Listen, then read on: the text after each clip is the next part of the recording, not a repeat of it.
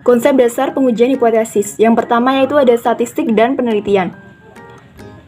Dalam statistik, hipotesis dapat diartikan sebagai pernyataan statistik tentang parameter populasi. Dengan kata lain, hipotesis adalah taksiran terhadap parameter populasi melalui data-data sampel. Penelitian yang didasarkan pada data populasi atau sampling total atau sensus dengan tidak melakukan pengujian hipotesis statistik dari sudut pandang statistik disebut dengan penelitian deskriptif. Terdapat perbedaan mendasar pengertian hipotesis menurut statistik dan penelitian. Dalam penelitian, hipotesis diartikan sebagai jawaban sementara terhadap rumusan masalah penelitian. Rumusan masalah tersebut bisa berupa pernyataan tentang hubungan dua variabel atau lebih, perbandingan atau komparasi, atau variabel mandiri atau deskripsi. Di sini terdapat perbedaan lagi pengertian deskriptif dalam penelitian dan dalam statistik. Seperti telah dikemukakan, deskriptif dalam statistik adalah penelitian yang didasarkan pada populasi atau tidak ada sampel. Sedangkan deskriptif dalam penelitian menunjukkan tingkat eksplanasi, yaitu menanyakan tentang variabel mandiri atau tidak ada hubungan dan tidak dibandingkan. Dalam penelitian terdapat dua macam hipotesis, yaitu hipotesis nol dan hipotesis alternatif. Pada statistik, hipotesis nol diartikan sebagai tidak adanya perbedaan antara parameter dengan statistik, atau tidak adanya perbedaan antara ukuran populasi dan ukuran sampel. Dengan demikian, hipotesis yang diuji adalah hipotesis nol, karena memang peneliti tidak mengharapkan adanya perbedaan data populasi dengan sampel. Selanjutnya, hipotesis alternatif adalah lawannya hipotesis nol, yang berbunyi adanya perbedaan antara data populasi dan dengan data sampel. Baik, di sini saya akan menyampaikan materi tentang hipotesis deskriptif. Hipotesis sendiri dalam penelitian adalah suatu jawaban atau dugaan sementara terhadap rumusan masalah dari penelitian tersebut. Dan hipotesis deskriptif ini adalah suatu jawaban atau dugaan sementara dari satu variabel saja atau yang biasa disebut dengan variabel mandiri. Jadi di sini tidak membandingkan atau membuat hubungan antara satu variabel dengan yang lainnya, hanya satu variabel saja. Saya akan memberikan satu contoh rumusan masalah, yaitu berapakah daya tahan dari lampu pijar merek Philips. Nah, yang dimaksud sebagai variabel mandiri di sini yaitu lampu pijar merek Philips tersebut. Nah, dari rumusan masalah ini kita bisa buat hipotesis nol dan hipotesis alternatifnya. Hipotesis nolnya itu daya tahan lampu pijar Philips sama dengan 600 jam. Di sini disebut hipotesis nol karena daya tahan lampu pijar dari sampel, yaitu dari merek Philips ini, diharapkan tidak berbeda jauh dari daya tahan lampu pijar dalam populasi, yaitu dengan variabel yang lain gitu. Diharapkan tidak berbeda jauh, maka ditulisnya sama dengan 600 jam. Assalamualaikum warahmatullahi wabarakatuh. Izin memperkenalkan diri, nama saya Anggun Rahmawati, NPM 1913013123. Di sini saya akan menjelaskan mengenai hipotesis komparatif. Jadi, apa sih hipotesis komparatif? Hipotesis komparatif merupakan pernyataan yang menunjukkan dugaan nilai dalam satu variabel atau lebih pada sampel yang berbeda. Berikut merupakan contoh rumusan komparatif dan hipotesisnya. Apakah ada perbedaan daya tahan lampu merek A dengan daya tahan lampu merek B? Hipotesis yang pertama, tidak terdapat perbedaan daya tahan lampu antara lampu merek A dan daya tahan lampu merek B. Dan hipotesis statistiknya, H0, daya tahan lampu merek A sama dengan daya tahan lampu merek B. Dan hipotesis alternatifnya, daya tahan lampu merek A tidak sama dengan daya tahan lampu merek B. Untuk rumusan hipotesis yang kedua, daya tahan lampu merek B paling kecil sama dengan daya tahan lampu merek A.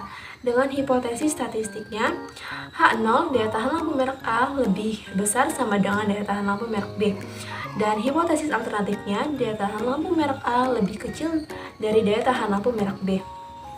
Untuk rumusan hipotesis yang ketiga, daya tahan lampu merek B paling tinggi sama dengan daya tahan lampu merek A. Dengan hipotesis statistiknya, daya tahan lampu merek A lebih kecil sama dengan daya tahan lampu merek B. Dan H alternatifnya, daya tahan lampu merek A lebih besar dari daya tahan lampu merek B. Assalamualaikum warahmatullahi wabarakatuh. Izin memperkenalkan diri, nama saya Gadis Senja, NPM 1913031015. Di sini saya akan menyampaikan materi tentang hipotesis asosiatif. Hipotesis asosiatif adalah suatu pernyataan yang menunjukkan dugaan tentang adanya hubungan antara dua variabel atau lebih. Contoh rumusan masalahnya adalah apakah ada hubungan antara gaya kepemimpinan dengan efektivitas kerja. Rumus dan hipotesisnya adalah tidak ada hubungan antara gaya kepemimpinan dengan efektivitas kerja. Sedangkan hipotesis statistiknya adalah hipotesis nol yang menunjukkan tidak ada hubungan antara gaya kepemimpinan dengan efektivitas kerja. Sedangkan hipotesis alternatifnya yaitu menunjukkan ada hubungan atau tidak sama dengan nol, mungkin lebih besar dari nol atau lebih kecil dari nol. Terima kasih. Taraf kesalahan dalam pengujian hipotesis. Pada dasarnya, pengujian hipotesis itu adalah menaksir populasi berdasarkan data sampel. Terdapat dua cara dalam menaksir, yaitu point estimate yang merupakan taksiran parameter populasi berdasarkan satu nilai data sampel.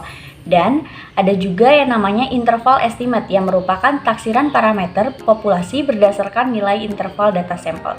Sebagai contoh, menurut popbella.com, orang dewasa pada umumnya tidur selama 8 jam dalam sehari. Namun, angka tersebut bervariasi untuk masing-masing orang. Sebagian besar dapat merasa cukup tidur hanya dengan selama 6 sampai dengan 7 jam. Hipotesis yang menyebutkan bahwa orang dewasa tidur dalam waktu 8 jam merupakan hipotesis point assessment karena menggunakan hanya dengan satu data sampel, yaitu 8 jam. Sedangkan hipotesis yang menyebutkan bahwa sebagian besar tidur selama 6 sampai dengan 7 jam adalah interval estimate karena ditaksir menggunakan nilai interval yaitu 6 sampai dengan 7 jam. Menaksir parameter populasi menggunakan nilai tunggal akan mempunyai resiko kesalahan yang lebih tinggi dibandingkan dengan menggunakan interval estimate. Karena makin besar interval taksirannya, maka akan semakin kecil kesalahannya. Biasanya dalam penilaian kesalahan, taksiran ditetapkan terlebih dahulu. Yang digunakan adalah 1% dan 5%. Jadi, makin kecil taraf kesalahan yang diterapkan, maka interval estimate-nya akan semakin lebar sehingga tingkat ketelitian taksiran semakin rendah. Baik, selanjutnya saya akan menjelaskan mengenai kesalahan pengambilan keputusan. Dalam pengujian hipotesis akan dihadapkan suatu kesalahan pengambilan keputusan. Terdapat dua jenis kesalahan pengambilan keputusan. Untuk yang pertama yakni kesalahan tipe 1 atau sering disebut dengan alfa. Kesalahan ini menolak adanya HO, di mana sebenarnya HO itu benar. Artinya, adanya perbedaan tetapi tidak ada perbedaan yang ada dalam masalah. Peluang kesalahan tipe 1 sering disebut dengan tingkat signifikan. Sebaliknya, peluang tidak melakukan kesalahan disebut dengan tingkat kepercayaan. Pada kesalahan tipe 2 sering disebut dengan beta, di mana kesalahan ini tidak menolak HO yang sebenarnya HO itu salah. Menyimpulkan tidak adanya perbedaan sebenarnya terdapat kesalahan. Peluang untuk membuat kesalahan dikenal sebagai tingkat uji atau power the test. Terima kasih.